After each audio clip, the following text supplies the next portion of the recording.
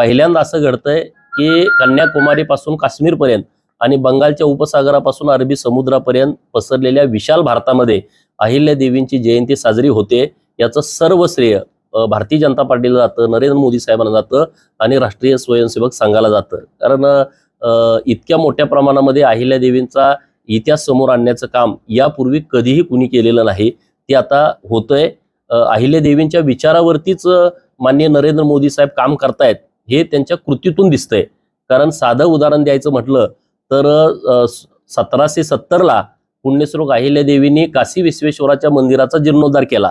त्याच्यापूर्वी 1670ला शंकराचार्यांनी केला होता। नंतर मोगलांनी ते मंदिर पाडलं। मल्हारराव होळकर बाबा स्वतः तिथे गेलते की मी मंदिर बांधून देतो। तिथले पुरोहित म्हटले की तुम्ही बांधून द्याल पण ती संरक्षण करण्याची क्षमता आमच्याकडनं हे परत येऊन आक्रमण करतायत, तर तुम्ही बांधू नका, विनंती केली। अहिल्यादेवी परत जाऊन 1770ला या मंदिराचा जीर्णोद्धार केला आणि हे जीर्णोद्धार करताना त्यांनी तिथं लगत मंदिराला लगतची जी जागा आहे ती जागा स्वतः विकत घेतली आणि ते मंदिरासाठी दिली। आता परत 250 वर्षानंतर 1947ला भारत स्वतंत्र झाला। 1947 नंतर 2014 पर्यंत अनेक पंतप्रधान या भारतामध्ये झाले, पण कुणालाही वाटलं नाही की हिंदूंची ही पवित्र भूमी आहे, हिंदूंचं हे श्रद्धास्थान आहे आणि त्या काशी विश्वेश्वराच्या मंदिराचा जीर्णोद्धार करण्याची आवश्यकता आहे। परंतु माननीय नरेंद्र मोदी साहेबांना वाटलं आणि 2018ला त्यांनी तिथं शुभारंभ केला आणि 2022ला लोकार्पण केलं।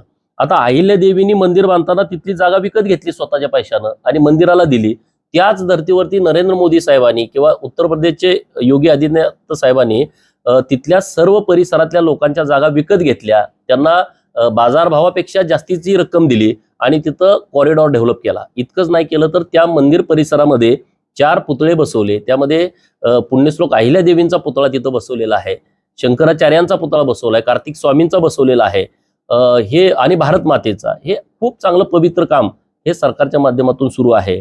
आता इकडे तुम्ही बघितलं, तुम्ही सगळे पंढरपूरचे पत्रकार मित्र आहात, सोलापूरच्या विद्यापीठाला नाव द्यावं म्हणून किती आंदोलनं झाली, किती मोर्चे झाले, किती जलबोरो झाले, किती रास्ता रोको झाले, परंतु राज्यामध्ये देवाभाऊ मुख्यमंत्री झाले आणि त्याला वाटलं अरे अहिल्यादेवींच्या कामाला आपण न्याय देण्याची आवश्यकता आहे आणि त्यांनी सोलापूर विद्यापीठाचं नामांतरण करून टाकलं, अहमदनगरचं नाव बदलून अहिल्यानगर केलं। अहिल्यानगरला आता नवीन शासकीय वैद्यकीय महाविद्यालयाची घोषणा केली आणि कॅबिनेटमध्ये घोषणा केली चौंडीला आणि मंजुरी पण दिली, तुमच्या आता शासन निर्णय तुमच्यापर्यंत आला। असं खूप चांगलं काम सरकार आणि भारतीय जनता पार्टीच्या माध्यमातून सुरू आहे। राष्ट्रीय स्वयंसेवक संघानं खरं तर ह्या सगळ्या गोष्टीला पुढे आणण्याचं काम केलं। मला वाटतं 10,000च्या वर कार्यक्रम हे देशभर वेगवेगळ्या पद्धतीचे झालेले आहेत। त्यामध्ये चित्र तयार करणं, अहिल्यादेवींचं एकच हातामध्ये पिंड असणारं किंवा घोड्यावरती तलवार घेतलेला 2 चित्र आपल्याकडे उपलब्ध आहेत, परंतु आता वेगवेगळी त्यांच्या इतिहासाचा अभ्यास करून तशा पद्धतीची चित्र नवीन लोकांच्या समोर आली। महाराष्ट्रातल्या सगळ्या विद्यापीठामध्ये चर्चासत्र झाली अहिल्यादेवींच्या पूर्ण इतिहासावरती। दिल्लीमध्ये तिथल्या युनिव्हर्सिटीमध्ये चर्चा झाली। योगी आदित्यनाथ साहेबांनी तिथल्या एका राजकीय महाविद्यालयाला पुण्यश्लोक अहिल्यादेवी होळकर यांचं नाव दिलं। मध्य प्रदेशचे मुख्यमंत्री स्वतः इंदूरमध्ये गेले, तिथं त्यांनी कॅबिनेट घेतली, तिथल्या एका मोठ्या नामांकित महाविद्यालयात पुण्यश्लोक अहिल्यादेवींचं नाव दिलं।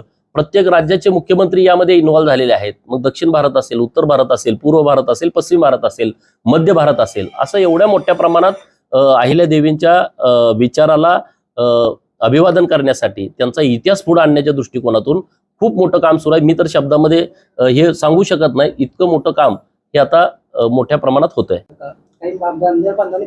आता आम्ही मागण्या ह्या करणार आहे। तुम्ही जो विषय घेतला, दिल्लीमध्ये महाराष्ट्रातून जाऊन ज्या कोणी योद्ध्यांनी दिल्लीवरती दबदबा निर्माण केला असेल तर ते सुभेदार मल्हारराव होळकर आहेत।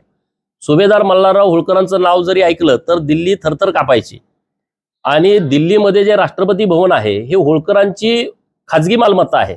रायसोनी नावाचं गाव आणि आजूबाजूची 7-8 गावं ही होळकरांची जागीरदारी आहे।